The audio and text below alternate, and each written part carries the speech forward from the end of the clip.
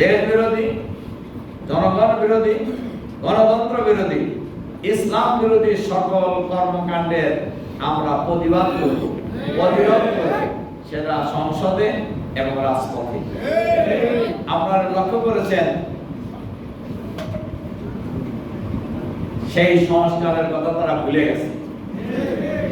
আপনারা লক্ষ্য করে দেখবেন আমরা সব দল, যেখানে এই বর্তমান সরকারি দল ছিল, আমরা ঐক্যমতের ভিত্তিতে অনেক বিষয়ে আমরা সংস্কার করার সিদ্ধান্ত নিয়েছিলাম।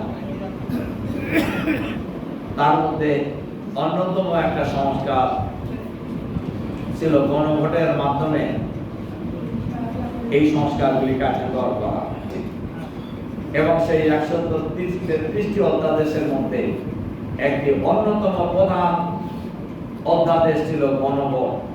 আর সেই গণভোট হয়েছে, গণভোটে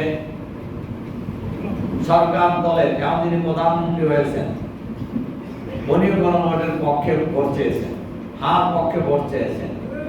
সরকারি দলের বিভিন্ন নেতারা যারা মন্ত্রী হয়েছেন তারাও হার পক্ষে তারা ভোট চেয়েছেন, প্রচারণা চালিয়েছেন, এবং বাংলাদেশের প্রায় 70% মানুষ হার পক্ষে রায় দিয়েছে। ওনারা বলছেন গণভোট বলে কিছু নাই। আপনারা শুনেছেন আমি পার্লামেন্টে কথা বলেছি। 1977 সালে জিয়াউর রহমান সাহেবের সময় গণভোট হয়েছিল। ওরা কোথায় ছিল? ওরাও সংবিধানে ছিল না। এরশাদ সাহেব 1986 সালে 85 সালে গণভোট করেছেন। এরপরে বেগম জিয়া 1991 সালে সরকার গঠন করার পর গণভোট করেছেন। আমি আমাদের সরকারি দলের বন্ধুদেরকে বলতে চাই, এগুলো সংবিধানে ছিল না, তো গণভোট হয়েছে, গণভোট কার্যকর হয়েছে। আপনাদের অসুবিধা কোথায়? আপনাদের তো অসুবিধা থাকার কথা নয়।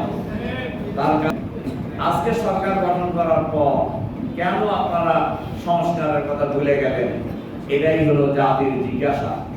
জাতির জিজ্ঞাসা, আপনারা গণভোট মানেন কিনা, এই ভোটকে আপনারা মানেন কিনা, জাতির সামনে ক্লিয়ার করা উচিত আপনাদের।